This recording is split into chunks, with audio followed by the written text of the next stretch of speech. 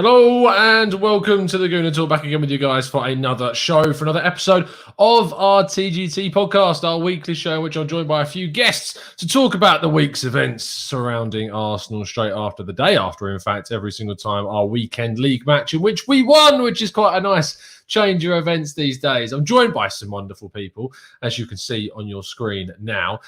First off, we've got Wayne. How you doing, mate? Are you well? Yes, Tom. Good to be back again. I arrive in sparingly, but it's always a pleasure, as you'll agree. Yeah, 100%. I would agree. 100%. Also joined by Mike. How you doing, mate? Are you well? I am doing fantastically, as always. After a win, I mean, how could you not love life when when you look like this and we're in ninth place? We're back at the top half of the table. I mean, can't complain. Can't complain at all. And finally, we're joined, of course, by French. How you doing, mate?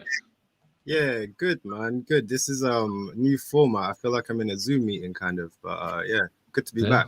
And good I feel like I'm in an acid trip, actually. I was going to say, I can't believe you all didn't turn up your own green screens. I'm a little bit disappointed, to be honest. I thought you might put a little bit more effort. The amount of times I've had you guys on the show and you can't even invest in your own green screens. I just, I expect too much, clearly.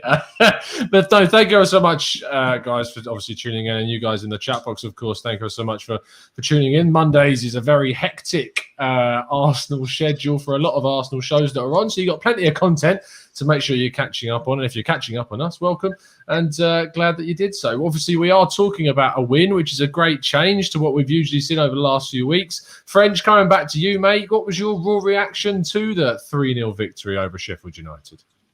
Pleasantly surprised, not by the result, but more by some of the things I saw on the pitch. It felt like a little pre-season-y in a way.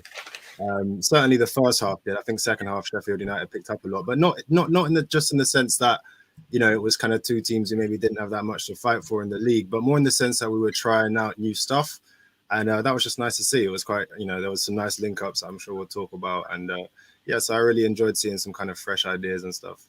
I think there's a couple ways you could like view all of that depending on your preconceptions of the manager, but I was just happy to see some new stuff on the pitch and see Martinelli getting a goal. Yeah, we're definitely going to come on to talking about our boy Startinelli, as you coined it, Mike, and I reappropriated that a hell of a lot on social media. I noticed that last night, and I was actually wondering, I was going to wait to see whether you gave me credit for it or not. Now I actually did a check for it to see if I accidentally reappropriated it, and I was not the first. There were other people, but I didn't know. So you can't. It's not plagiarism if you don't know. Right? Exactly. I mean, I only found out that you used it about 2 minutes ago, to be fair. So, but you were happy with the performance and the selection and seeing the Brazilian start. Yes, I mean, absolutely. I mean, my biggest worry was that he was going to come into the game, be ineffective, and then get hurt and cry his way off the pitch. We almost saw that, but no, I was thrilled about that. I was geeked up for the kickoff and just to see this game. I mean, if there was ever a game to get our confidence straight and ready for Thursday and beyond, it would be Sheffield United. But you can only play the team that's in front of you, and we've played down to the level of our opponents and been the rehabilitation team for a lot of teams in crisis, and AKA Liverpool and others. Enough this season where we seem to think that we've got the game won before the opening kickoff, and it was nice to see, even in the first 10 or 15 minutes when the game was back and forth a bit, that we had the energy to come out and compete.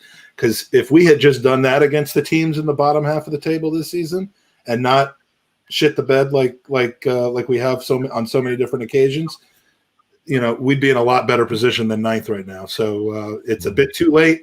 Some of those changes, like French said, even though I support the manager, I think he tends to have to be forced into doing things that are best for him. And then, let's hope that he actually learns from it. Because what we saw yesterday, even without missing a bunch of key pieces, was a lot better than what we've been seeing lately. It really was. And I mean, the performance overall from a lot of the guys in there, I mean, Partey has received quite a lot of stick from some of the fan base over some of the recent displays. I think it's been a bit harsh personally, but it was a very, very good display. And I mean, the pass for the third goal was in particular excellent as well, which we'll come on to as well. Wayne, you've been obviously, we had a bit of a discussion on Twitter prior to the lineup, and you were critical of the manager's kind of lack, I suppose, of using more of the youngsters. What were your thoughts around his selection? Were you surprised that Martinelli started and happy with that fact? Yeah, but don't get me wrong. Like, as I say, like the actual quote from Arteta was that he's not going to trust him 6 or 7 youngsters. That wouldn't have been what I was really, advocating of saying. I wouldn't have been saying, stick in 7 young lads. This is what we need. It's not. What I was trying to say was, I was trying to imply was that we had got other options, young, albeit yes, younger players. So we had got like Martinelli being an option. So I just couldn't understand why we have waited so long to use him when he's obviously been fit and ready to go for a few weeks now, and we have persisted with an absolutely woeful Aubameyang for large portions of games that he never really looked like getting into, and it kind of grinds on me sometimes when, like, I'm giving Arteta every bit of rope I can possibly give him, 100%, and I'm prepared to even, I've said I'm prepared to write off this season because of, it's just a funny season all around. Like, Liverpool have lost 9 games, no fans. It's just a weird season, but I would like to see a little bit more risks taken, and I suppose one of those risks was taken at the weekend, and I suppose we were vindicated in the end. We wanted Martinelli to start. We were screaming for it. We would have looked like fools if he went out and threw a stinker in.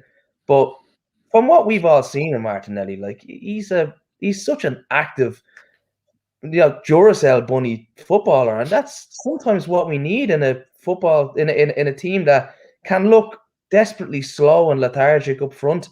We need that little bit of energy up front, and sometimes other players feed and bounce off his energy. And it's just sometimes it can be contagious in a way.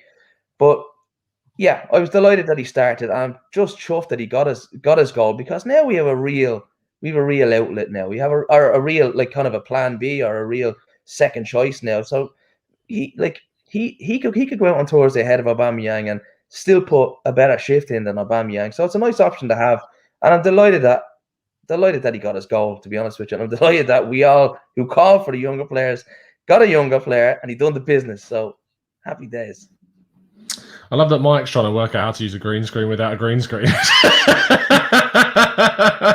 You think I can't see what you're doing? You're muted, by the way. You're going to need to unmute yourself. I just realized that was coming out over the Literally, you fade in and out of this 89 screen. I'm just going to do that for the rest of the pod. Just make everybody sick to their stomach. Your face is like just gradually merging into an 89. No, yeah, that's actually on my face right now. I have a little issue here with the Well, you have a slight bit of green on your face. Is that what you're saying? Yeah, I'm envious of what West Ham is doing this season. So. Fair enough. I mean, we'll come on to you, Mike, now, and talking about kind of the performance overall. Sheffield United are a team in which we know have been pretty poor all season, it's fair to say, and they are where they are for a reason. And I saw some people kind of saying, "Oh, it was only Sheffield United," and I saw a really funny tweet where it was basically saying it was a routine victory for Arsenal, and there was a lot of quotes to that saying, "I don't think you understand what routine and Arsenal are the same sentence means." Has this person been in a coma since 2007? I mean, like 2000 what? It just thinks that it just boggles my mind sometimes when people just, I think, take for granted when we can come up with a good performance and beat a side that we should beat, which has arguably been our problem this season, is beating the teams that we should beat. And I think it was. Do you think that people maybe underestimated how important of a game it was, especially going into Thursday? Well, it's always an important game. I mean, any Premier League game is important. Leeds just beat Manchester City. Now, that isn't going to cost Manchester City anything. In fact, it probably will help them because they're not going to want to lose again this season. And there's one game I certainly don't want them to lose coming up in a couple of weeks. But I mean, the way we have performed against teams below us, and that should normally, quote unquote, in a normal year be below us, Villa, West Ham, the way the performances, I mean, the performance against Sheffield United at the Emirates was not particularly good in October, and they weren't even dead yet at that point. So I guess, you know, it wasn't as glaring, but the ability for us to actually plan for a game, to see that the coach has a plan, even if he's without some of his tools, to see that the players actually want to play the game and take the game seriously, we haven't seen that in a long time. We've seen players who've been incredibly inspired for a game, North London Derby, the Leicester game, they came across that way. You know, we've seen it, but we haven't just seen the routine, let's get job done against a team that we should beat. So yeah, it was extremely important. And you know, the last time we thought we had a run like this, where we could, you know, where we had a bunch of opponents that were below us, we got way less points than the need be. The time before that was Unai Emery's collapse at the end of his first season that kept us out of the Champions League. So Sheffield United was the team on the you know, on the schedule for the last week, and Fulham's the team on the schedule for next week. Let's go out and beat them too. That's all we can do. No, you can only beat what's in front of you, as many people say, and it was for me something that I was disappointed at, kind of people writing it off necessarily as a game. I saw Craig saying he was finding it hard to get up for, and I understand that because we have been so poor recently, and the result on Thursday was so deflating to concede that goal so late on. It is difficult to get up for a game like that where it looks like the league position is a really tricky one. And French, I do want to ask. They certainly would have gone down on it. I mean, gotten down after the game if we had lost. So I mean, you know, let's enjoy a win, and you know, because we would have been damn angry if we had lost. And you know, who wants to just play it both ways? You got to be happy. Yeah, you do have to be happy, 100%. Don't worry, be happy. There's a lot of comments in the chat talking about Ceballos, French, who I thought had a really good display. Pedro says Ceballos in particular seemed to be playing at a Martinelli type speed, and it spread through the team, especially with his little tricks and flicks coming off for Lacazette's first goal, of course. Daniel Roberts says Ceballos drifting to the left really worked, more because he had a lot of cover with Xhaka and Marie behind him. What did you make of a player's kind of performance who has faced a hell of a lot of criticism from the fan base this season and not really gotten too many opportunities?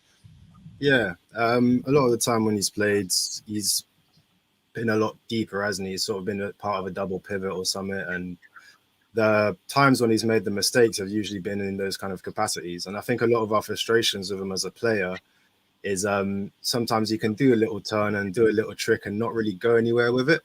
But I think it's, you know, partially to do with his deployment in terms of where he gets put on pitch. And in this game, his role was much more of a kind of 8 to 10 in that kind of left space, but actually, yeah, drifting in behind the striker and coming in centrally in the box, just outside the box and linking up. And I think in those kind of spaces, he's a lot more effective.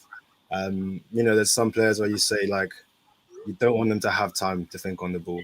Lacazette's maybe one of those kind of players where if he's instinctive in a small space, he can look fantastic. But if he's got a lot of time running onto goal, well, we've seen what happened on Thursday. And I think Ceballos is a bit like that. And when you have him further back, he's got a lot of space and he seems to maybe want to do a bit too much. And then, you know, before you know it, 3 players are on him and he misplaces the pass and then it's all over. Whereas when he's higher up the pitch, he doesn't have the time. He doesn't have the liberty to do that sort of thing. So he just sort of does what comes naturally to him. And he's a good player. He's a skillful player. You know, he plays for Spain. So you can't do that if you're crap. And in those kind of spaces, just nice little flicks. They come off because players are closer to you. And yes, that's Lacazette up beautifully. Had a lot of nice positions in the game. And just quickly as well, it's funny because I mentioned at the start, your interpretation of the game will kind of be like influenced by the lens by which you kind of already view the manager. And we've heard it already in between Mike and Wayne in terms of the starting Martinelli. You know, Mike's happy to see him. And Wayne's like, why hasn't it happened earlier? And I think they're both completely valid positions because for me, I had a similar kind of thing with seeing Pepe and Saka at the same time. I thought it was brilliant to see at the start of the game. It looked really good. 2 fantastically skilled players, probably our 2 most skilled on the ball players. Obviously, you've got Odegaard now as well. And they look brilliant. And you can go, oh, that looks really nice. That's clever. Or you can go, why the hell has he not done that before? So, which are they're completely fair points of view. So yeah, and that's the same thing when people are like, oh well, it's just Sheffield United. I don't necessarily think that's a fair thing to say, but it's probably because in large part they might already have a perception of the manager, and you can't really win win 5-0. It's just Sheffield, you lose, and then it's the most important game of the season. So yeah, you could say yeah, that's just Burton Albion, but there's a reason we don't play Burton Albion during the Premier League season. So I mean, any Premier League team at this point can win. Sorry, Chelsea might have said exactly. Chelsea might have said it's just West Brom, and they got 5 foot past them. So you can't really, and they look like they're going down as well. So you can't really, well, not now. They've come away with a 3-0 win. Mainsley with a man of the match performance against Southampton, who themselves look to be on the complete downhill now, which is crazy considering. Is Aladici going to do it? Aladici. Oh no, yeah. If they manage to survive West Brom, that will be the greatest escape of Premier League history, without a doubt. And it will all be because of not Sam Allardyce, but because of Ainsley Maitland-Niles and our boy Mainsley doing that for them. He had a very it looked for a second during the game that he might have had a horrific injury. Thankfully, he was okay. The stretcher was on the pitch. He was getting taken through all the different things and stuff. But yeah, it turns out he was okay, and he did finish the game in the end. But he had a man of the match performance and was given man of the match by the pundits on Sky. So really good to see him performing well. And it'd be interesting to see kind of what happens with him in the summer when he comes back. With Ceballos leaving, can he fill that spot? Maybe we'll have to wait and see. Wayne, I'm interested to get kind of your response, I suppose, to French's perspective of looking at you and Mike very differently in kind of thinking about why has he not done this sooner with Martinelli, and Mike kind of on the other end of the spectrum saying, yes, great, fantastic that we're seeing these guys start. Do you think that this is now, because I say that there's a difference, and I know that, Mike, you referenced in a way that Martinelli playing is a little bit kind of Arteta being forced into doing this, and he's stumbling upon these opportunities, and some people have highlighted Emile Smith-Rowe's inclusion. I personally disagree with that one, but Martinelli is definitely a case where you've got the likes of Ødegaard, Smith-Rowe, Aubameyang all not available, and it does make sense why Martinelli's come in now. So, Wayne, is there any way that you think that Arteta can get credit now moving forwards to continue playing Martinelli? Yeah, he's going to have to continue playing him, especially if the kid scores and plays as well as he actually did. And then you have Aubameyang not really playing his best stuff. So, it's a no-brainer for an armchair fan sitting there going, play the player who's playing well. Now, if he turns around on Thursday, puts Aubameyang back in, puts Martinelli on the bench, and we go and lose the game, what's gonna be the reaction there from people? And the problem is that he has done that with players like Willian, where Smith-Rowe had come in prior to Christmas, pre-Christmas. Pepe as well. Pepe has produced some incredible numbers for the amount of limited minutes he's really got. But that aside, I'd say pre-Christmas we had Smith-Rowe kind of hovering around the team, and he come on and we'd all ton of thought and say, geez, he got 10 minutes, he looked really well. There was a nice link up there. Willian, another shocker. Next week, Willian's back in again. And then we put in another stinker. Next week, it's back in again. Groundhog Day. This Thursday is kind of, I don't know.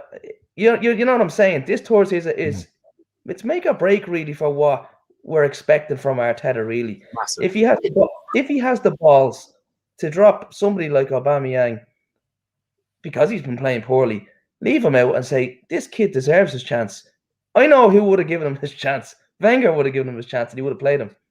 And that's just the difference in the two managers. Okay, Arteta might be more, in tune with the modern game, and over time he will turn out to be a good manager and all that. But I just think some of the decisions that he's making shoot himself in the foot a little bit. And I'd be worried that he's going to bench Martinelli again this week. I have a feeling he's going to bench him this week and put Aubameyang in. And I know we were hovering around the idea about Sheffield United. Slavia Prague were worse than Sheffield United. They were genuinely worse than Sheffield. They were. I said it during the match that this is a mid-level championship team. So to expect anything from Arsenal, right? To expect anything from Arsenal, right, is at this point in time, where we sit now it's just not. It's not what we should be thinking. We basically are tossing a coin at the start of a game as to what Arsenal's going to turn up. And we can't get a run together of 3 or 4 games. What happens on Thursday is literally in the lap of the gods at this point. I genuinely don't know what sort of what team is going to turn up. I'm petrified, mate. I'm petrified. You know what I mean? It's a very funny way to be. And you'd like to think that one result, a 3-0 away from home against a dodgy team over the year for us, away from home, Sheffield United, would be, yes, that should be enough to kick us on now. A nice little 4 or 5 game run now, rack up a few, but we could go and get beaten on Thursday night so quickly and then lose again on Saturday. It's a funny, like, all we can do is just go week to week and literally just cross your fingers, like, because we don't know what to expect. Ceballos is another example there. Has a great game had a great game yesterday. But like, you couldn't sit there and put your hand on your heart and say that guy's going to produce the same level even on Thursday. He could produce a level that, he wouldn't get into a reserve team. The kind of way. So he's a very hit and miss kind of a footballer. But I think maybe the left-hand side of midfield suited him better than that deep role that he kind of tries to take off Saka sometimes when he plays and dribble out deep. Although he's done it well against Man City, but he generally doesn't. So maybe he's trying to find, and maybe Arteta's stumbling over these positions for players because of lack of availability, where you say, geez, he actually done well on the left. Maybe I'll stick him there next time and leave him there rather than trying to persevere with him in a deep line role where the guy picks the ball up off the keeper and constantly puts us in trouble all the time. So I don't know what to expect this Thursday, but I genuinely wouldn't be getting overhyped about the 3-0 win. I'm happy about it, don't get me wrong. But, it's going to tell, we need to rack this up for 4 or 5 weeks on the skip here for me to actually think that, all right, well, we have turned the corner here. Because we're just getting, we're 2 steps forward, 1 step back, or 1 forward, 2 back, more so this year than anything. That's where we're at. I think that what you're saying there about kind of the string of performances is what's been really lacking from Arsenal, is that consistency has just been in a box under the bed and not been taken out all season. We haven't been able to put together a run, and that's really hurt. I think there's reasons behind some of it. I think that Arteta's inexperience has cost us with some of his selections about getting a run. I think injuries to key players have cost us getting runs in big games. I think there's been opportunities in games that have gone against us regarding officiating. Like, I feel like if we win that game against Wolves all the way back months ago, things could have been very different based upon the performance we put in the first half. And that really, I think, is a mental kind of hit and a jab to the team, really not just for 6. And we then went into the Aston Villa game, made a mistake in the first 5 minutes and couldn't get back into it. And just things just haven't kind of gone our way necessarily in those matches when I was hoping that maybe we could put a run together. We've got a chance now. Yeah, that Wolves game, I'd 100% agree on that. That was a real, as you say, a mental hit. I think that they kind of just went, oh, we're trying everything here, and we just still can't win. And we were trying everything to try and to do that, and the Villa game, and then the Burnley game away from home when we drew 1-1 and we shot ourselves in the foot with the goal that we conceded. There's been so many games this season where you turn around and go, we could have won that. I mean, the Olympiacos, when we lost at home, the big chances. I mean, even Slavia on Thursday, in my mind, we could have won that 3-4-0 with the chances that we created, because there were some really clear-cut opportunities that we missed in that game. Lacazette twice, Aubameyang, Pepe scored his. There was another chance in there as well. Saka, the one that was deemed offside, but actually VAR would have ruled it onside had he have scored it. Huge chances. How many games have we had this season where you could say we didn't deserve to win that game?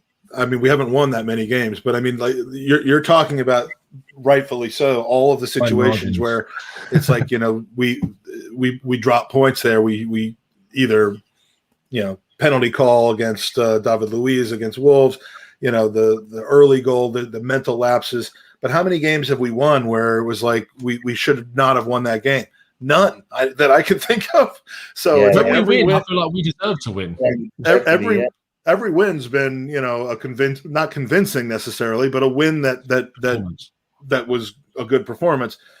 So many of our losses and draws have been, if not but for. And obviously, over a long period of time, you have to look at circumstances other than luck and mental lapses and stuff. But if you're looking at the state of the health of a team and whether their future is bright or whether it's dark, you tend to look at losses and draws that shouldn't have happened versus wins that shouldn't have happened. And, the law of averages kind of has to equal out at some point. So, Mike, what does that mean? If the games that you're winning, you deserve to win, and because we performed well, and then we look across the games that we dropped points in, and you'd say a lot of them we deserve to get more from those. The first half of the season was deplorable. We deserved a lot of the lost points that we did. It was awful. But this second half of the season, maybe even 2/3 of the second 2/3 of the season since Boxing Day, especially, we've looked better, and the form table shows that we've been better in comparison to our rivals. But do you think there's an element of towards the end of this season, like we've dropped points against Liverpool, a very good Liverpool performance. Like I know we offered it to them on a plate effectively, but they still performed well when they needed to. But that first half, first third to a half of the season where we dropped so many points, that has ultimately been the anchor that's dragged our season to the floor, and we haven't really been able to recover from. Yeah, but I mean, of course, you can't.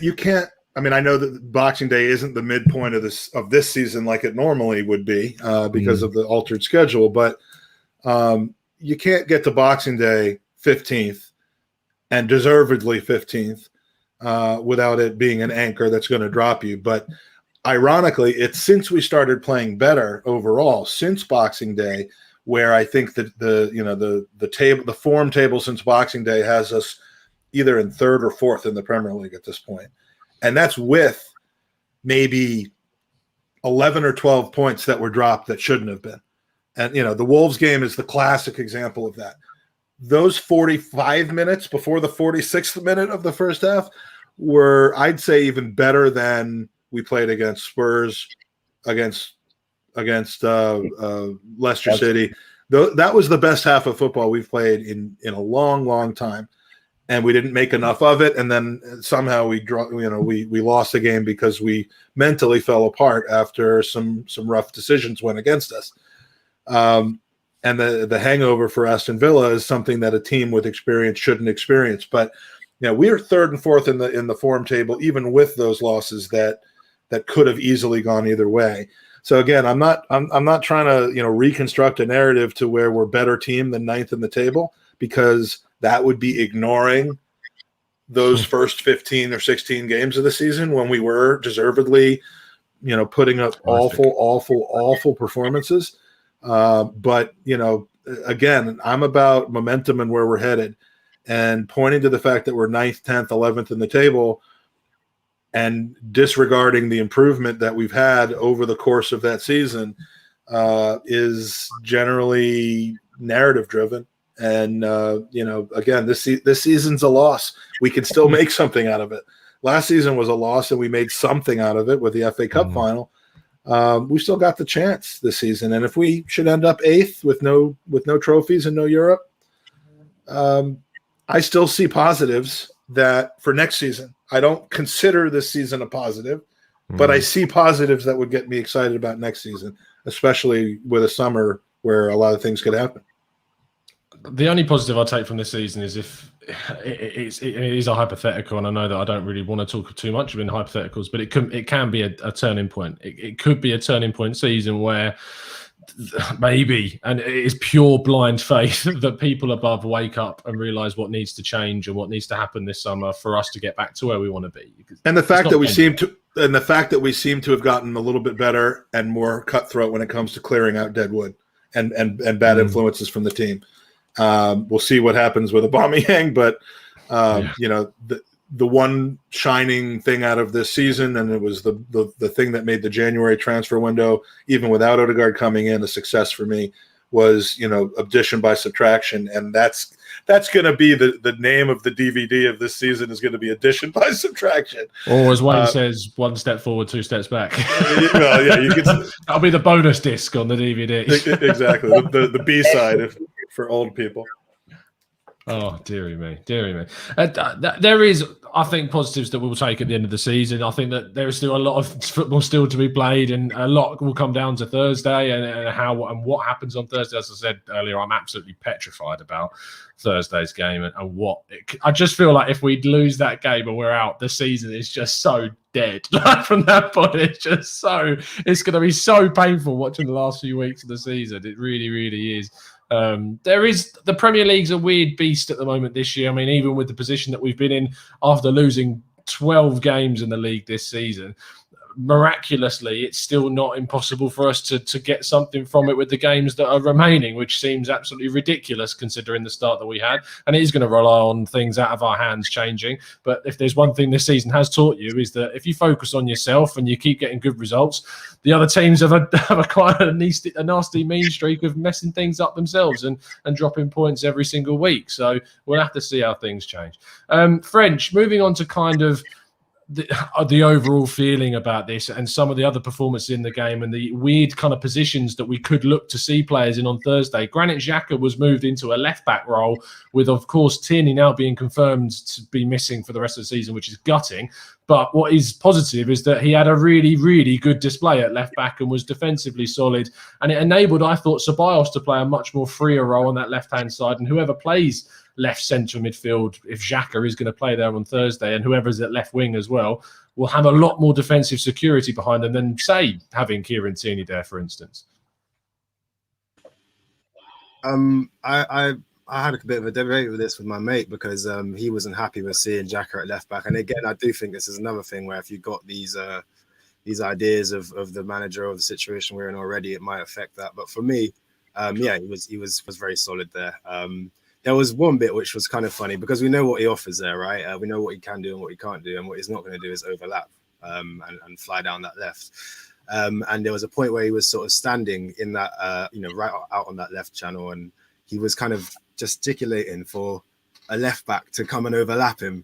And then he sort of remembered, oh, I'm the left back and no one's going to come here because Saka's over there running around the box and, okay, let me go back inside. And that was quite funny to watch. But I think he did very well in that position. I was really happy to see him there, to be honest.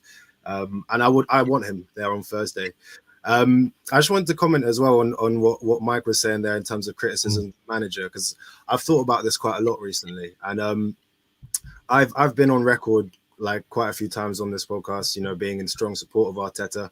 And actually, earlier on in the season being a bit tongue-in-cheek, but it kind of dismissing any kinds of questions of whether or not he's the right man to lead us as, just way too early in the season. And I do think at that time it was too early because we've seen a lot of change since then. However, I do think there are some criticisms of him that are extremely valid. And I think there's a valid stance that you can have in terms of not thinking he's the right man to take us forward. And so the way I break it down is that I think Mike addressed a third of the argument, which is about results. And I think he pretty much covered that, in the two halves of the season. And the only question then is how long can we wait for the results to become consistent? Which for me, I think we've got to give him at least another window and a little bit more time to see what happens there. But the other two things I think you can make valid criticisms of him on are his use of resources and his man management. And the man management, I mean, we've had some things come to light more recently with Aubameyang and, the way he kind of came out and said what he said in the media, and it looked great on the day because we won the game and it's over, but actually doesn't really look like it's over. And he's not, just until that game, he was scoring goals for us, looking great at the number 9. Since then, he's not really come back.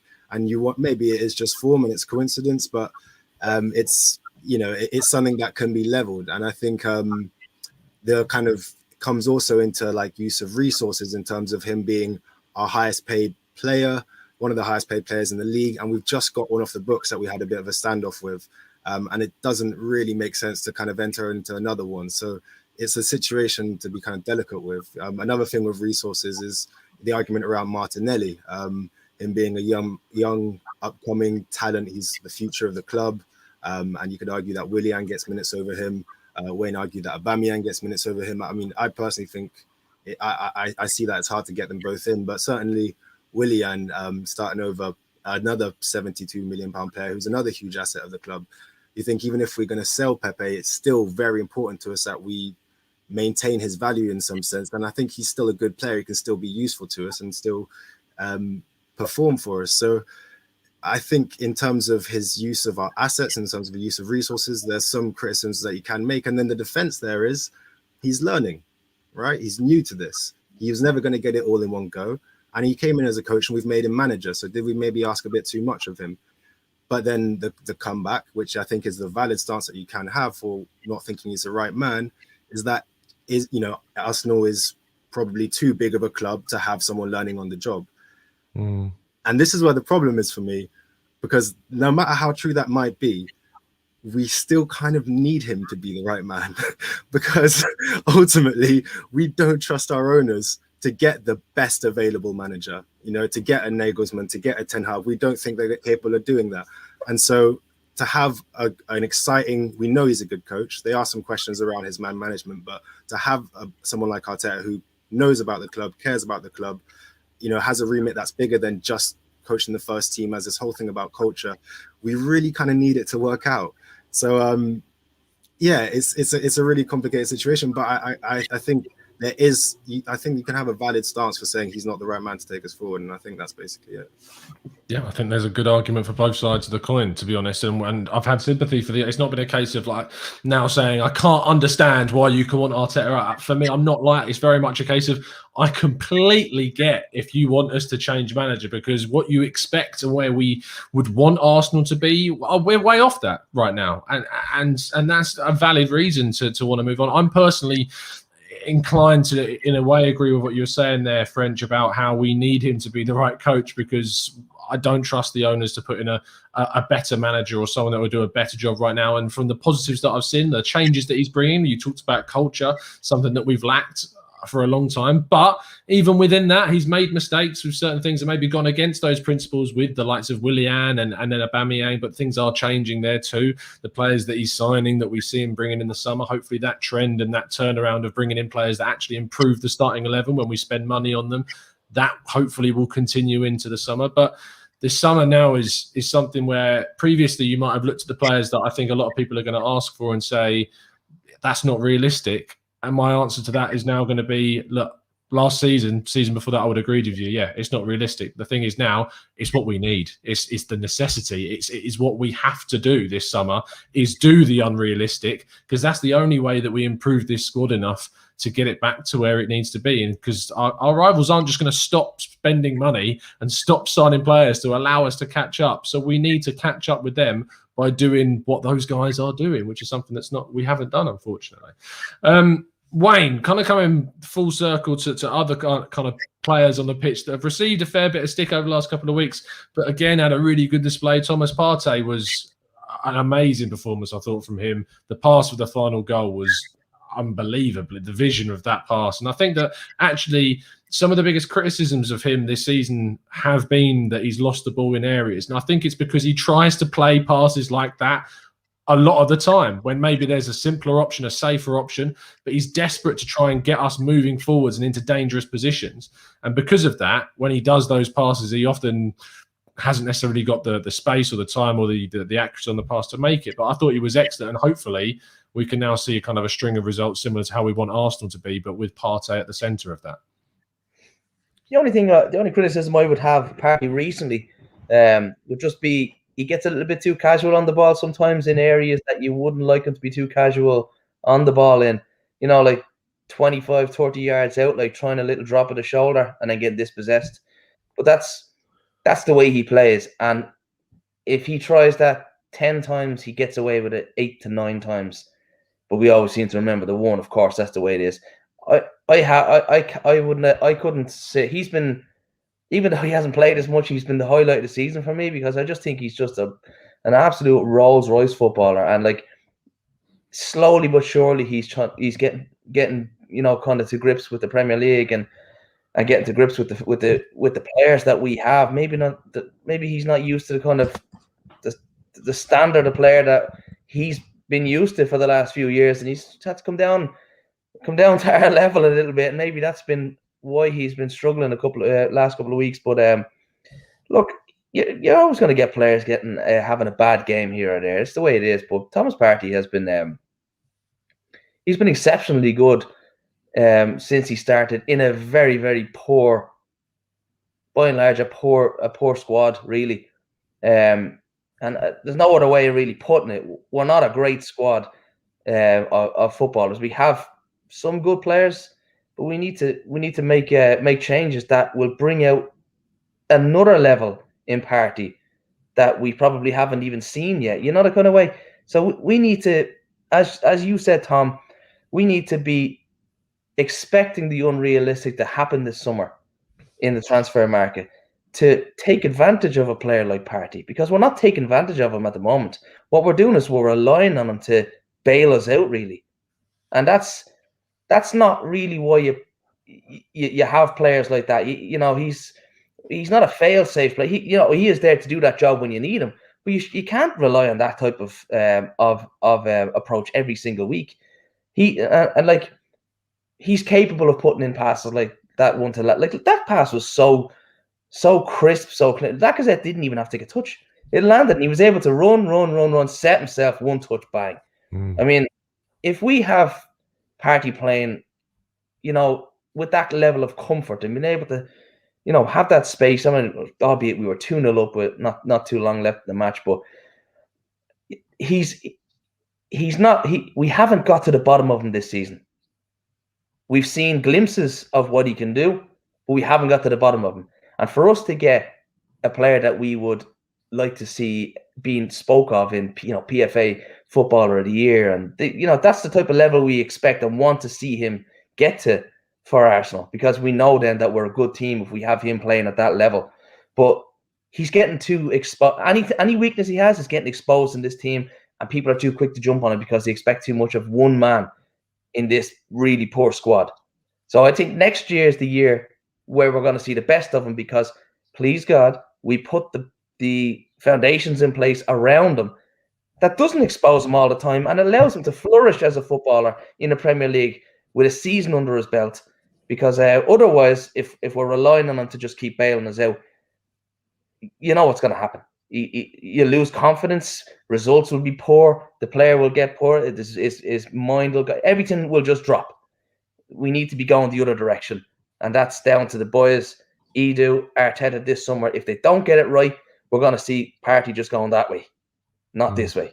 We're going to see him going down. And it's a shame. But I pray that they do what you say, Tom, and I pray that we get the unrealistic done this summer.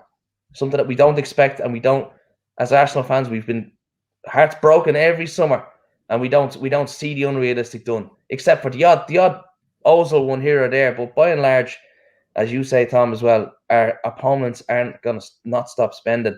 So we have to be realistic and say we got to invest. It's speculate to accumulate time, baby.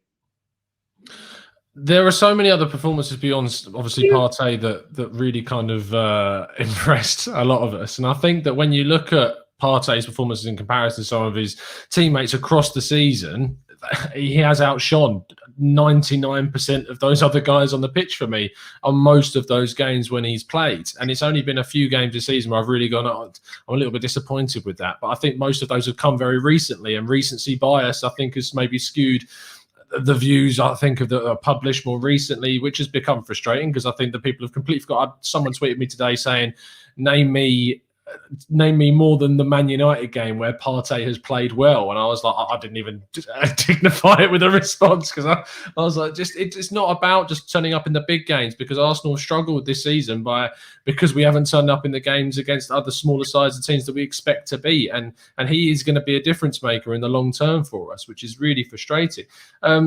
Obviously, we did have an injury during the game, which we are hoping is not going to be too serious. And it was to our third choice number 10, as he can now be described, which is Bukayo Saka, that was kind of skewed into this position because, of course, we're without Smith Rowe, without Martin Odegaard as well. Do you think, Mike, this is, if he is obviously fit and can play, do you think number 10 is a possible role that Saka can fulfill, or are you expecting him still, and are you wanting him still to be much more of a wide player for us? I think number 1, number 4, those are roles that Bukayo Saka could fill. I mean, what role can he not fill at this point? We talked about this a little bit on our open mic show yesterday, but there have been what we call here in the States utility players. I think that phrase is starting to catch on a little bit. But players who can play 2, 3, 4 positions and play them well enough. Mainsley being kind of, and Chambo being the kind of prototypes in the modern era for Arsenal of players who want to do one thing, but they're really needed elsewhere, and they kind of grumble about it, and eventually they get moved on. we've seen a couple of people in that position. Chambers is another one. I think a perfectly good utility player who can play and play well enough in 2, maybe even 3 positions. Cedric, I don't know that he's going to be, playing in the number 10 or striker anytime soon, but he can play either side. Saka, though, we talked, do you think he wants hypothetically, do you think he wants to be played in all these different positions? He's happy to be, or he is begrudgingly doing it? I think he's perfectly happy. He's like a Mainsley, except he's thrilled to do it and excels and puts in 7s and 8s and 9s every time that he's in those positions. Would I play him at the 10 over a healthy Saka or Odegaard? No. But I'm perfectly confident in his capabilities of doing it if we need rotation and if moving Saka to the 10 allows us to bring in Martinelli because we have to play Pepe because he's so he's unplayable. By all means, we have the luxury of being able to move things around up top like that. If he has to play left back, which I think we all thought he was going to be yesterday until we saw Xhaka's positioning as the game got going. Can he do that? Sure. Do I want him doing that? No. But do I want Kolasinac coming back and joining the team and being Tierney's backup? No. So, look, he's a luxury to have right now. And wherever he is on the team sheet, I back him to put in a good performance. I just think he is. When people kind of put to me, they're like, "Would you take £100 million for Saka right now?" And it's an easy answer for me to say no because I don't trust the club to spend that £100 million effectively. I mean, if I was Liverpool or City and I was being offered 100 million, then I might be more inclined because they spend their money exceptionally well and on players that make a difference in the team. But my son reminded me that they bought Nathan Ake yesterday. I'm like, I mean, that's one of their rare misses. At least that's how they've used him this season. Part injury, but he's just £40 million transfer fee sitting on the bench.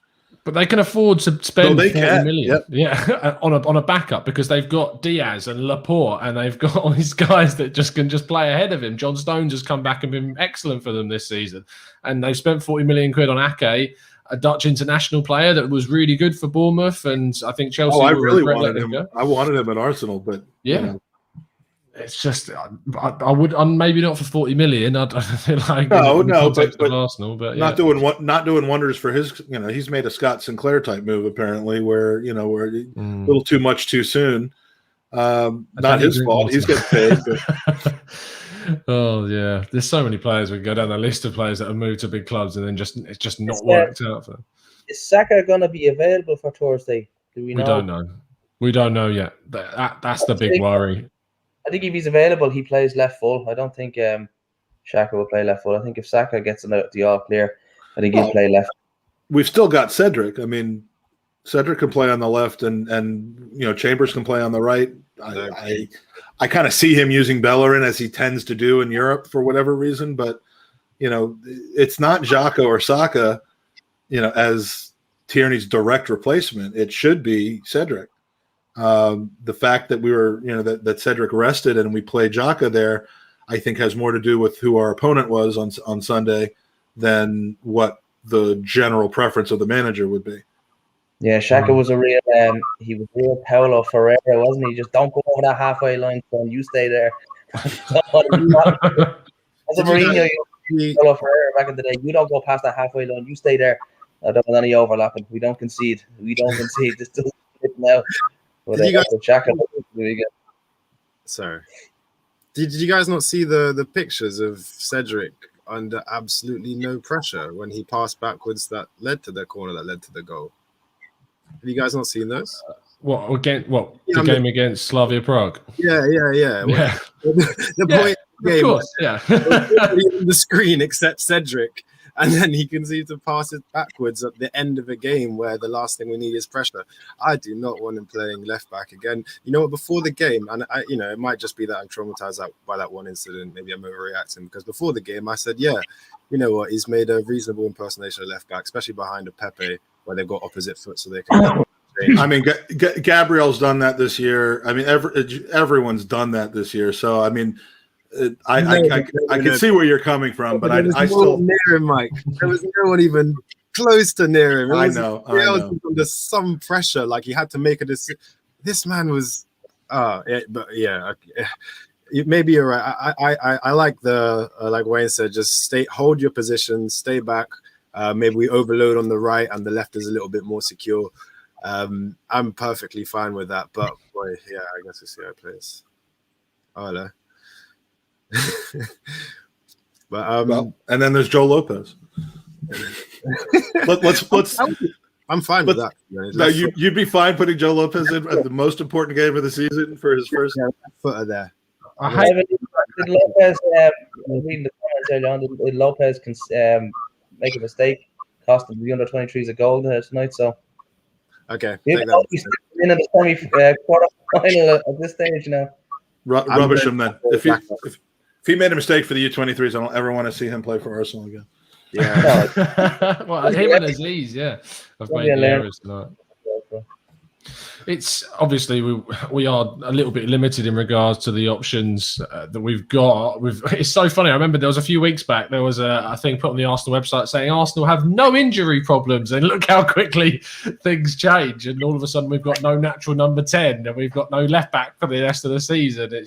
We speak too soon and get excited too quickly, and things can change. And that's why when I look back on January and how absolutely buzzing I was with how good January I thought was, but it turns out that not getting in a backup left back has really, really cost us this season towards the end of it, and not just getting a Van Aanholt on loan, or not even just getting in someone for 6 months that could do a job that was somewhere else that was a natural player in that position could end up really, really costing us.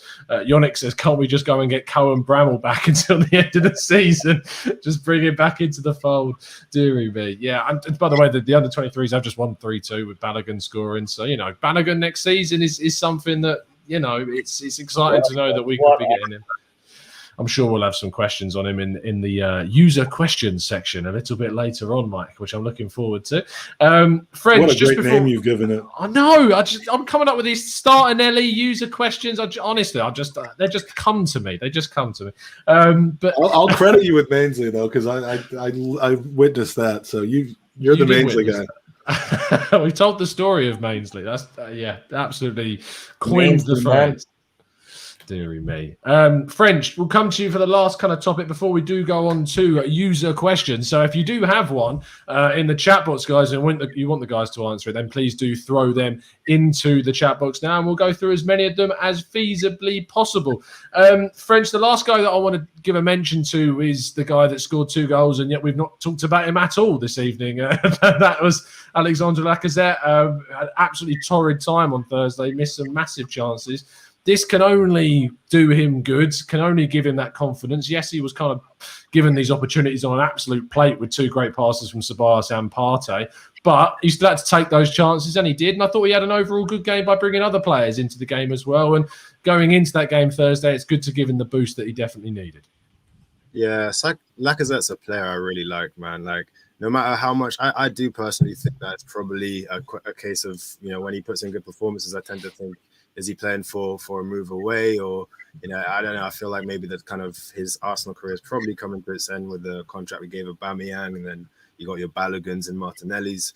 But just to see him like scoring goals and just being overjoyed by it is always great. He's got great passion, always a great celebration with Lacazette as well. Little dance or a knee slide, or did little Drogba arms this time, didn't he? But yeah, no, it was great to see him get on the end of stuff. And against Prague, it was kind of a similar performance in terms of everything but the end product. Like he was working hard against Slavia Prague. I don't think it was his type of game. I do think we would have probably benefited from having people who are more capable of running in behind, because the space was there. And as soon as people came on who could run in behind, we looked even better than, well, we didn't look great before that, but we looked good. We looked good as soon as they came on. But nevertheless, I think he did work hard, and I do think he's a bit of a player that gets kind of a hard, end of the bargain or whatever. Like he gets a harsh treatment by a lot of people, because we've got another star striker who people think is more clinical and want to see start. Which everyone's got their favourites, and that's how it goes. But what's he got now? Like, is it 13 league goals, Premier League I goals? think it's 13. Yeah, I saw a statistic the other day that I think he is like 5th in the whole like table of top scorers this season in terms of XG and stuff like that. Like, yeah, he's deceivingly kind of better than people may be giving credit for.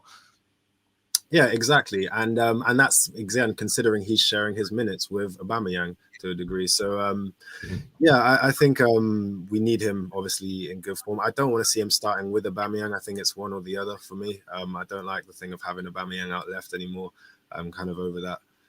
But for me, to be honest, I don't know what's going on with Aubameyang. I don't know. Obviously, they said he was ill. If he's back for the game, I'd probably start the players with the pace who can get in behind them.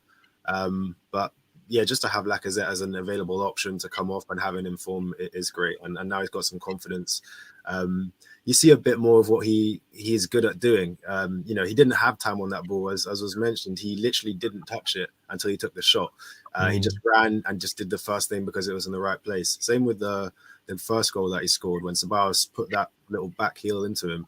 There was nothing else for him to do, and he took it brilliantly well. And I think in those little spaces with those kind of skillful players around him, he can combine with them very well in a way that Aubameyang doesn't. We see the best of him. So I don't want to see him start, but if he does, then I'm glad he's in this kind of form.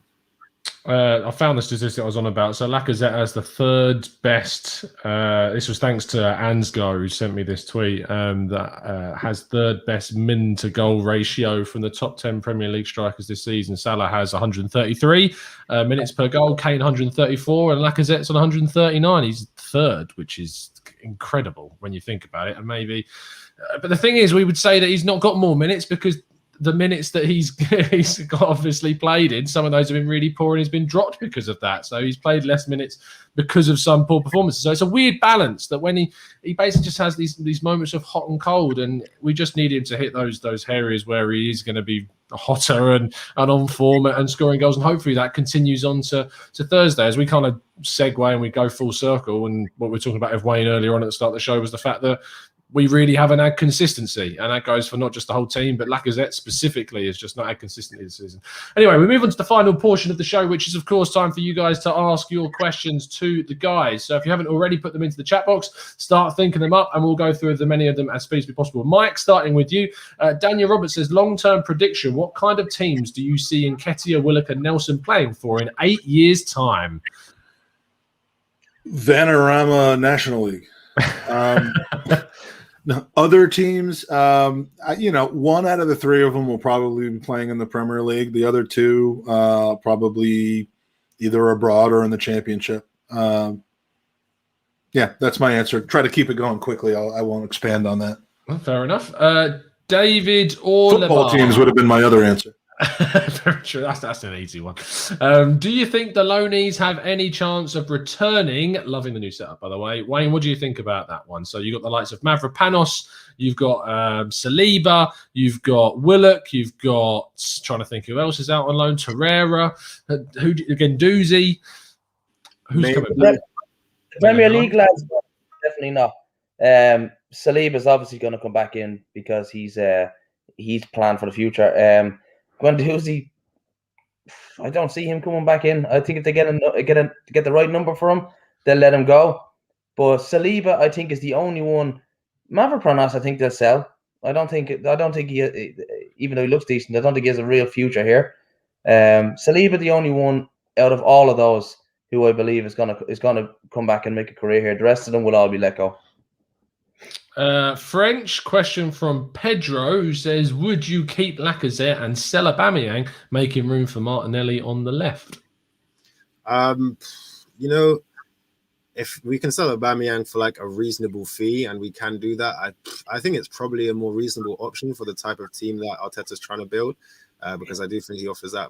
I really don't think it is an option because of the wages we've given him where he is in his contract. But if we could do it reasonably, I'd rather sell both of them, to be honest, but there you go. Wow, I didn't have to. What is the minimum fee that you would accept for Aubameyang, assuming that we get his wages off our wage bill? Like I was talking about this on Hugh's show yesterday, and in the chat box, people were stunned when I said that I think we'd be lucky to get 30 mil for Aubameyang at this. Actually, what we said is that I said we'd be lucky if we got Pepe's transfer fee back on him, Aubameyang, and Lacazette. I think we'd be lucky to get 72 million for those three. Well, but what I'm saying though is a bit. It's kind of looking at it from the other way. If someone offered X amount, at what point are you saying that's too low? I'm not selling him. Oh, I see what you mean. Okay. Oh, that's a good question. So you're saying like if someone came in with 10 million, am I going to say no to that? If someone comes in with 15 million, 10 million, and we get them off your wage bill. Oh, I think I'd say no. So what's the crossover number then? I'd love to hear your all good question. View. Chat box as well. I'd love to know your thoughts. It's a really good question from Mike. What is the minimum that someone would come in for Aubameyang to offer that you would have to say, you know what? Yeah, I would let him go. Well, tell me what you say. I reckon some people would have come back and go, just have him. So, which is crazy considering how good he has been for us. Well, but put it this way: if someone had come in with a bid for him, and we don't know that they didn't, but come in with a bid for him, a month before he re-signed his contract. Without that bid, we get nothing, theoretically, or we have to pay him wages. So, I mean, I wouldn't think it would be 50 million, 40 million. In my mind, the minimum I would accept, if someone said, we're giving you this, we're giving it to you right now, before this, at the early part of the summer, and you don't have to pay him wages that might be a bit inflated considering the way things are going, I might consider 15 million. Below that, it's almost like you can't sell an Aubameyang for under 15 million who's under contract for 2 more years. But at that level, it's more about the you're getting another 15 million a year or 12 million a year off of your wage bill at that point. If we could get 15 or 20 million, 15 to 20 million cash up front, none of this over 5 years, Lark. 15 million cash, 20 million cash, I'd let him go, yeah. So the way that their cash flow affects you personally, way. I'm putting myself in Mr. Cronky's shoes there, but I think 15, 20 million a cash deal is a good deal. But I don't think 15 million over 4 or 5 years is a good deal. Now listen to those in the chat who are. I am not evaluating the player's worth at 15 million. This guy's mad. Let me just make that clear.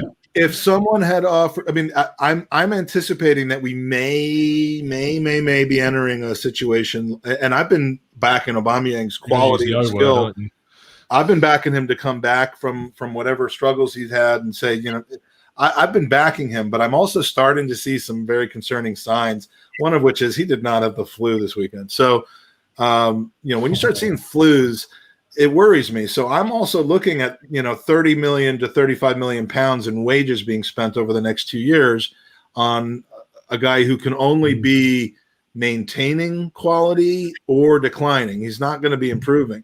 That's the bigger part of it to me. So, if someone had offered 15 million for Ozil a year ago, I would have said that's great. I'm not saying Ozil's a 15 million pound player. I'm not saying he's worse than Rian Brewster just because the sales price would be lower.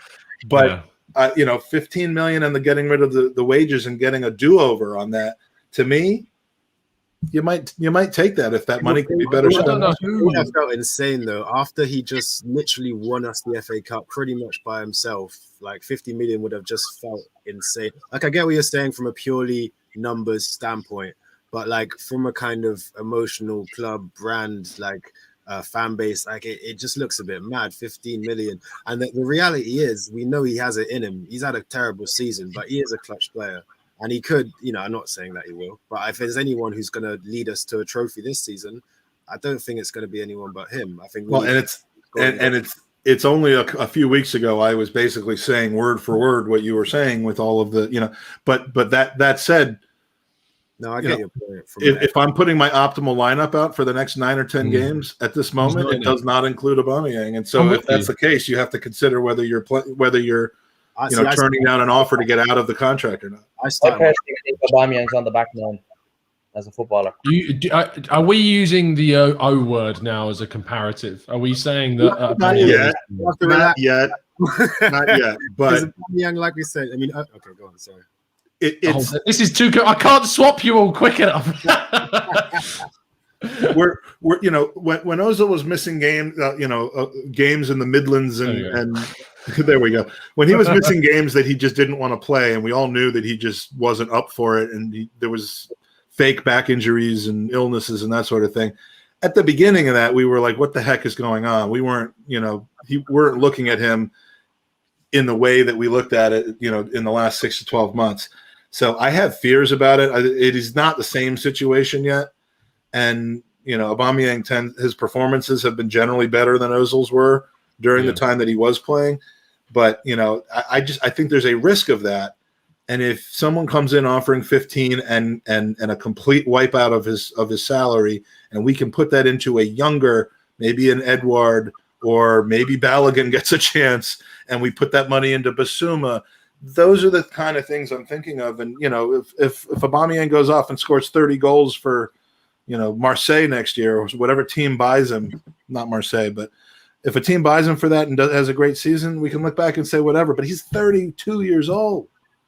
How many times do we have to keep doing this? Get younger, get leaner, get better wages, and if we keep him, I back him, and I think we've not seen the last of him yet. But to say that I'm mad for 15 million, it's 45 million you'd be getting for him over the next 3 years when you consider the salary saving, and that can be reinvested into somebody that we need. Remember, Mike, he's 31 till he turns 32. Just maybe. Well, I don't know. Is that how it works? Is that how it works? It's how it works. So I'm telling you, I've heard it from a good source. There's got to be like we have to say there is an element of kind of recency bias with this as well. Like, since he arrived at the club, he has been phenomenal until this season, and everyone was saying we get relegated without Aubameyang's goals a couple of seasons ago. As Aubameyang stopped scoring goals, and we look like we're not far away, right? And the whole team was playing bad. So there is, I don't know. I think French. Do you pay a contract for what's to come or what's happened already? Well, the thing is, we can't retroactively. Elliot line. We've already paid the contract. We can't, like you said, if we could retroactively say, after having seen this season, now we would say, yeah, give him the 15 million for him, whatever. That's okay. But in reality, now that we've kind of given him the money, is kind of well, that's why the perfect contracts in any sport or would be performance based purely, and players and agents will never, and unions here in the US, I mean, they'll never go for that. So I agree with you on a level. And the other issue there comes back to what I was mentioning before about our use of him and our use of him as a resource. We also haven't tried to use him as well as a lot of people would say we should, i.e. as a number 9, playing optimized to his play, getting him running in behind. There's runs that he just doesn't make anymore that he made when he came to this club because he realized he wasn't getting the passes. And that's got to be on the coaching. He was under 2 different coaches prior to that, and down to the kind of players that we have and their ability. And so there's they're saying that classes, form is temporary, class is permanent. I think you can definitely say he's had a bad form. I don't think this is the cliff and he's fallen and he's not going to score goals again for us if we play well. I don't either. And Tom, if you could put up Pavel's comment, I don't think that he's fallen off the cliff, and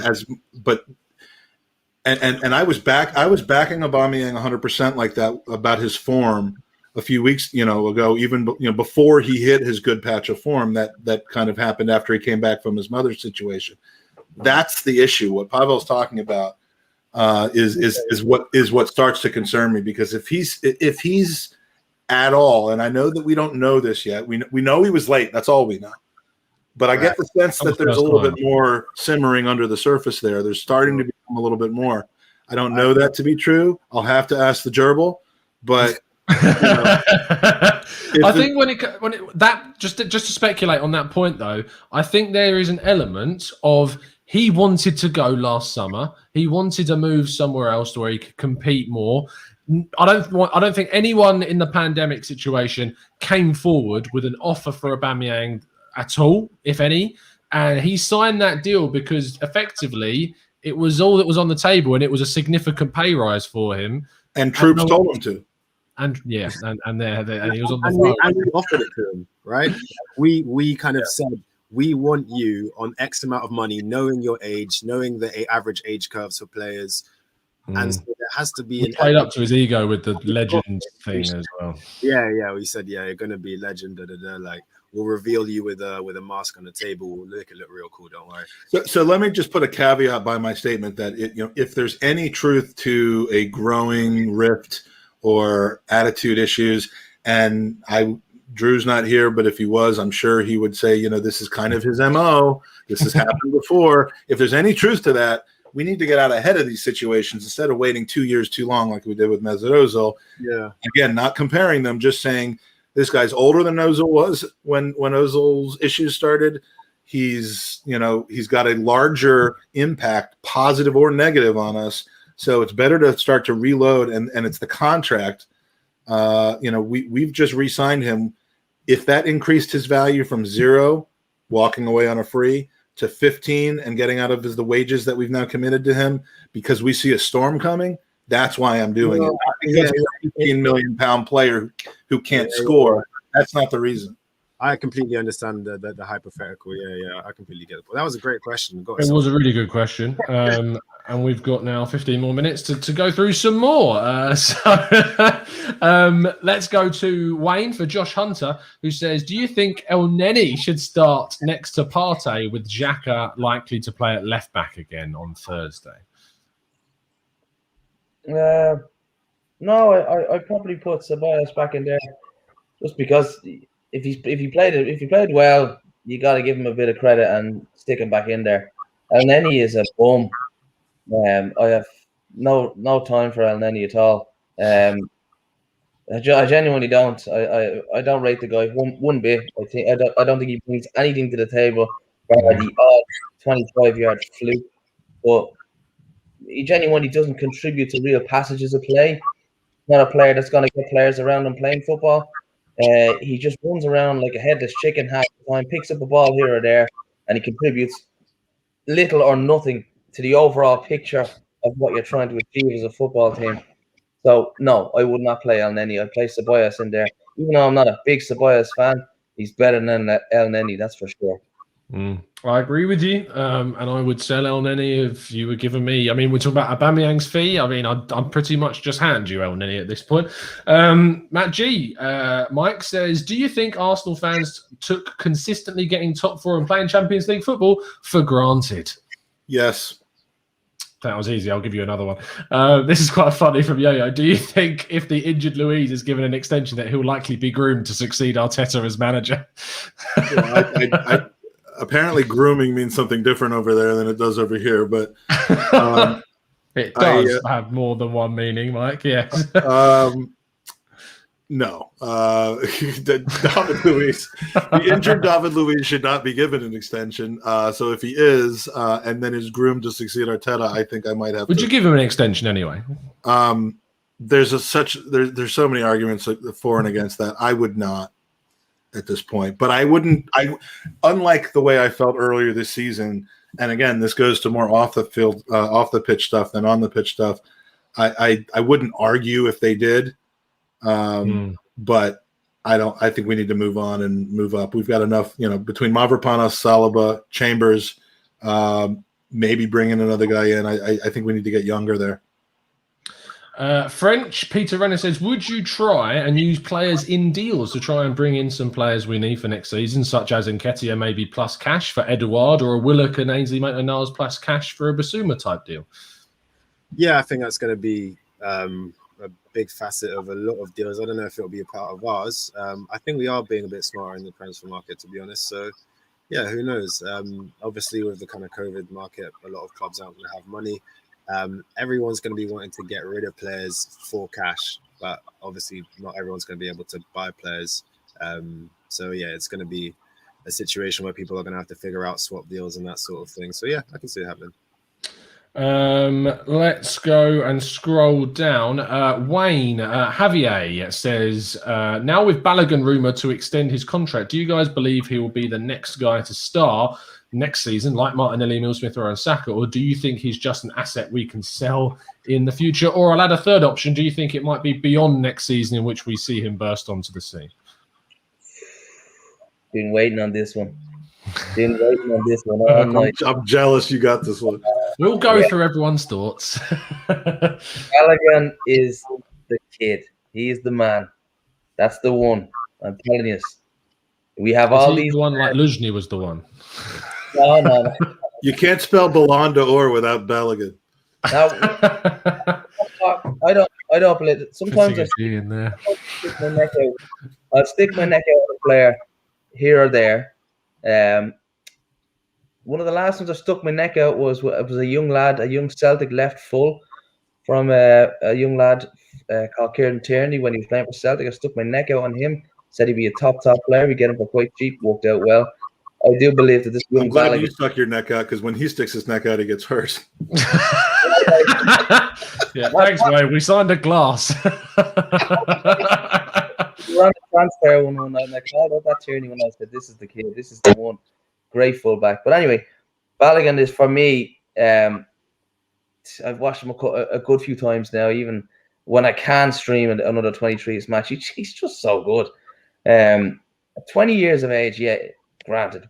I think you'll see this kid accelerate into the first team in the next season. And if it takes a season for him to get what maybe Martinelli's getting this year, those 20 minutes here, the odd start, League Cup, the odd Europa League, I'm happy enough to do that. But I do believe that when the time comes that Aubameyang is shafted out, I don't think we're going to have to reinvest any of that Aubameyang money in a striker because we're going to have one ready-made right there. I'm going to put my neck on the block and say this kid is not a future sellable asset unless Madrid come in with 150 million or something, one of those bonkers ones down the line that you can't refuse. The player wants to go or something, but he's not going to be one of these an Nketiah that way where Eddie will go for 20 million to Norwich next year or Newcastle or West Ham or something like that. That's kind of where Eddie's at, and that's where a lot of youth players do end up. But I think I think Aziz and Balogun are the two that will probably make it into that first team alongside Saka and Emile Smith-Rowe. These boys, I think those two boys are gonna be in there next year for sure. There's other lads from the 23s, Ben Cottrell, a few of these lads. They're the sellable assets. Even though Cottrell's the captain, he still will probably end up at a Charlton or something like that. Okay. Don't downplay Charlton. The missus will have you. Balogun, yeah, 100%. He is going to be a first-team football player for Arsenal very, very quickly. I'll be interested to see, to be fair, if next season maybe there is a loan, just because if, say, you've got Lacazette and Aubameyang and they do end up staying and you've got that option there, or whether he does become kind of the Nketiah that has been this season where he's on the bench and he comes and gets opportunities. And I'd be genuinely fuming. I would prefer him to get some minutes in the team with a good to get used to this, because he's going to be a top player, and I just don't want him to go on loan and suffer. I want it to be, just brought in nicely under. If Arteta wants to get himself a reputation of being a top manager, he has to be able to produce a player like Balogun the way Wenger produced Henry. He has to be the one to take him under his wing. Fuck this loan shite. Mike, do you want to add anything? Because I know that you were jealous about the Balogun situation. Well, as you know, I was right about Eddie Nketiah not being good enough. But I'm also right about Balogun. Balogun, between December of 2022 and May of 2023, is going to win 5 trophies. 4 of them for Arsenal. It's going to win the league. I'm just checking there for Arsenal, is it? Well, yeah, League Cup, FA Cup, Premier League, and Champions League final. And then in December of 22, he's going to win the World Cup for the US. So that it's coming home. No, he's my next project. I mean, imagine Martinelli, Balogun, and Saka with ESR and Odegaard kind of switching in there, Pepe coming in for their, I mean, seriously, this is. I'm just thinking about what you said. Imagine when we had Saka, Martinelli, and Nketiah. Oh, the chosen one. Tom, you you're know. so silly. How could you put faith? How could you say that Nketiah is not going to make it? On the same token, I think I have just ruined Balogun's career. Yeah, I was going to say By taking him under my wing, he will now be a failure. But I couldn't be more excited if this rumor is true. I need them to announce it, and then next season, when we see him appear on the bench like Aziz is in the last couple games of the season, I'm going to really, really start to get excited. I really hope we do see him get some opportunities in games that are inevitably could be dead by the end of the season. So I am interested to see that. French, anything to add on Balogun, or would you like a new question? Yeah, nothing really. I guess for me, I kind of want to temper my expectations of him a little bit, just because I think it's interesting.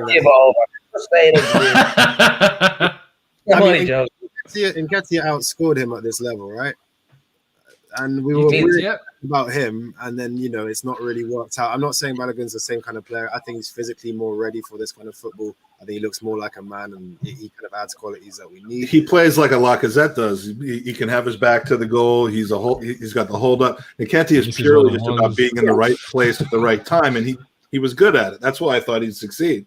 I thought we had enough players to get Nketiah the ball in the right place at the right time, but I know how our fan base can be. I could see us having crazy high expectations. He, has a couple of months of bad form, and then all of a sudden he's going to be flop this or that. So I think with young players, it's always good to temper expectations, because Saka's an absolute freak of nature, if we're completely honest. With his consistency, I mean, the level is one thing that he can reach, but the fact that even when he drops stinkers, he's the best player on the pitch. That's not usually how it works out. So I just want to temper expectations a little bit with him. Maybe that's why players like Thomas Souček succeed so much when they go to a club like West Ham, especially when there's no supporters in the stadium. Because if he came here, it would have been, the social media would have been on. It would have been like young players coming through and unknown signings from abroad. Just they're starting 10 feet in the hole because of our fans. It really does take something special to actually succeed through that. Yeah, sucks. It's really tough for a youngster to come through and succeed as well. And Arsenal, I mean, we look back at the last decade, Arsenal have been more successful. Arguably now, Arsenal have got a lot more exciting youth. I mean, I never was excited about like Alex Iwobi as I am about Balogun and Martinelli and Saka and that coming through. And even though Iwobi got a really good transfer fee and did put on some decent performances for us, I never had that same expectation on him. I never thought he would reach the levels that we are hoping that the likes of Saka and Martinelli and Balogun maybe now can too. So it is really great to see these youngsters come through. And didn't you say Gideon Zeldin was going to be like our next statue outside the Emirates? Plenty of people did. That we thought he was going to be. You were the same age as him, right? I don't know how old is he now? I think he's 22. No. Oh yeah, so yeah, he's older than me. 24. Jesus Christ, he's actually only 2 years younger than me. That's crazy. Oh dear, wow. He's 24 and 2 times 25. Go on, Wayne. One that I thought was going to really make it. I actually saw. I think it was Iwobi's debut, and Jeff Renee Adelaide played. Against Sunderland. I was at the match, Sunderland, the FA Cup, and Jeff Renee Adelaide played really well, and I'd seen him a few times up to that. I thought he was just so elegant, just a great footballer, but whatever about his attitude, he seemed to just let go, and he's turned out a good footballer, to be honest with you, and I thought there was more in him, and it's just a pity that he didn't kind of stay and develop here. I always thought Renee Adelaide was a better footballer than Iwobi because they came through the same time. But Iwobi got more chances, obviously, in the end, and ended up going for 40-odd million to Everton. But I ruled that one. I think that was one that got away, if we had held on to him. Yeah, I agree with you. I think it's certainly one that you look at and say he went to Lyon after going to Angers, I think it was, and they sold him for like 20-odd million quid. And again, it's one of those you put on the list of players that Arsenal have let go, Gnabry and Benasha and Marlon and all of these guys that have gone on to do really good things. But I always kind of say that for every one of those, there's a good 5 to 10 kids that we let go for nothing and have gone on to do nothing. So it is a kind of law of averages, I suppose, when it comes to these kind of things. So I'm not too concerned about where Jeff is. I think Jeff's now at Rennes and not particularly pulling up trees anymore. So it's, you know, you never know what's going to happen with these guys. So there you go. Thank you, Mike. There was one more question that I wanted to tackle, because we talk about this sort of stuff quite a lot. I've lost the question, but Miss Shane in the chat put in a question that says, do we agree that anyone who backs Arteta is delusional? And I like tackling these questions because, one, I think that one of the things that we always talk about on the show, and I can see that French is getting himself ready to tackle this. He's letting his hair down. When we talk about this kind of stuff on the show, we always talk about the openness for the opposite view and for the other side of things and having a different opinion. We on the show often disagree about certain things. And you saw a difference of opinion at the start of the show by talking about kind of the players that we're open to seeing and Martinelli coming in. Is that a lucky streak for Arteta? Is it him picking it? What way do we perceive that? And the point is that we're talking about the fact that we need to be open to seeing what other people have to say and their opinions, because you actually end up learning things yourself. And that's the problem, is that I think that you need to be open to seeing other people's opinions. And by calling someone deluded for having a different view or for having a different view to you is a little bit pathetic. I'm just going to put it out there. But French, I'm going to let you go to gold on this one as well, because I know that you have certain feelings about people having opposite views. I mean, yeah, I assume he's taking the piss. I assume he's not. He doesn't really think that's deluded. If he does, then I don't know. He's not a great grasp of critical thought. But fair play to him. He's got his opinion, and that's all right. For me, yeah, I tried to make the point earlier that I do think you can have valid stances, certainly on both sides. I mean, I'm on the side of wanting to see what he can do with more resources. I know he's a great coach. I think he can learn to be a better man manager. And like we said, we need him to work out, to be honest. But yeah, I do understand the other side. I do think, yeah, it's sort of, you know, what the young kids call toxic, isn't it? To suggest that you can only have one view and anything else is completely wrong. And if you change your mind, by the way, you're a flip-flop. You're not allowed to change your mind. Oh yeah. You know, Mike loves that term. You know, and yeah, it's just kind of the kind of hyper-reactionary state of some of the kind of platforms that get used. I don't think most people are like this in real life. I think even the fellow who wrote that in real life, he's not going to call any of us delusional to our face. And it's just kind of the fake world that gets created online where everything's amplified, especially the sort of loudest kind of twat, as it were. But yeah, you know, I think it's important to acknowledge that both sides have valid points, and it's okay. Yeah, you can agree, and you can both be Arsenal fans who want the best for the club. And yeah, I think that's the crucial thing. Otherwise, it starts getting a bit, as they say, toxic. Fair enough. Mike, anything to end the show on? Promotionally or just silly stuff? Yes, I'm letting you say bye. So how would you like to end the show, son? Well, I certainly appreciate you having me on again, my good friend. And you can catch the Gooners podcast. We're doing some new content. We're doing post-game open mic shows.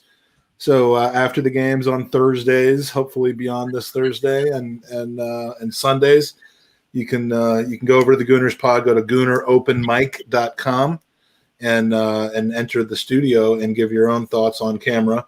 We've got about 6 or 7 people rotating every week and doing that. It's been pretty fun. Kev Campbell joined us one time and made a few people's days by being on camera with him, and the reaction, that was so good. Yeah, that was fun for Aston and for the others. And yeah, well, there might be some other surprises down the pike. No promises, but try to keep it interesting. So again, if you're in the chat and you want to give your opinion and you're brave enough to get on for 5 minutes, 10 minutes, just go to gooneropenmic.com. It's an hour after every game, so that you can watch Tom's instant reactions and any other content that you want to watch after that's over. So we'll be having a show tomorrow night at 10 p.m. UK with JJ Garcia and Lee Judges. JJ's making his debut on the pod, but anyway, we just enjoy talking Arsenal and having some fun, and we've done that tonight for an hour and a half. So thanks, Tom. Absolutely no problem. As Mike said, you can find them at the Gooners pod himself, Andy when he bothers to turn up, and Ian, of course, our good friend Ian, who's always there, and we miss him. We need to see him back. Don't forget Mikey Jr. Oh yes, of course, Hertz. I thought you sacked him because he came last in the quiz. I thought he got sacked. No, he's still holding on to the job with the skin of his teeth. We can't sack him because of the we'll get sued for discrimination. So. True. I mean, after the whole "how many kids" comment, I don't think I've ever got over that. Well, that wasn't an ethnic thing. That was because he's repeatedly told us that he's had kids to our podcast. Like he's consummated, like he's birthed kids and created them during our podcast. And we've done a lot of podcasts, so we just assume he's got a lot of kids. Well, that's fair enough. Fair enough. French, always a pleasure, mate. Yeah, man. Thanks for having me back on. Everyone watching, thanks for tuning in. Appreciate your comments. Make sure you get the likes up, man. For the green screen, look at that. It's bloody worth it. For the green screen. Hashtag for that green screen. I mean, I admired Mike's attempt at a green screen earlier in the show. I thought it was excellent to see him gradually fade into the 89. That's probably responsible for the 5 thumbs downs that you got during the show. Yeah, that or when, French tells people that I could do one. Deary me. And finally, it's always a pleasure having back one of my TGT OGs. Wayne, how you doing, mate? I'm glad you're doing well and seeing you on the show again. And I'm sure we'll see you back again very soon as well. Is that a bruised banana vibe on the green screen going around, is it? What's that? On your green screen, is that like the bruised banana kind of? Yes. Yeah. Is it? Oh, hold on. That's just you. Hold on. There we go. There you go. It's the bluesed banana. Blues banana, yeah. Well, to be fair, Mike Hernandez said that it's a little bit too, on the other side, maybe. And I was thinking, well, maybe we'll have to throw a little bit of a yellow, I suppose. There we go. There was a TV show here in the States in like 1983 where there was some guy with a background like that. I cannot remember the name of it now, but if anyone possibly remembers that, tweet me. But it was a really, really bizarre thing, and so is this. Yeah, I like it. I think it's great. You'll see plenty more because, of course, we haven't revealed the Let's Talk Arsenal or the Raw Reactions graphics yet. That'll be coming. Let's Talk Arsenal will be tomorrow, 5 p.m. I'm going to be joined by Harry Symeou to be talking about a lot of things regarding Arsenal and looking ahead. And then on Wednesday, another Let's Talk Arsenal show at 10:30 a.m. I'm going to be joined by Andrew, aka Arsblog, in the morning to have a chat about things too. So really looking forward to that. There'll also be a preview for the Slavia Prague game, and then we'll be back here straight after the Slavia Prague game on Thursday.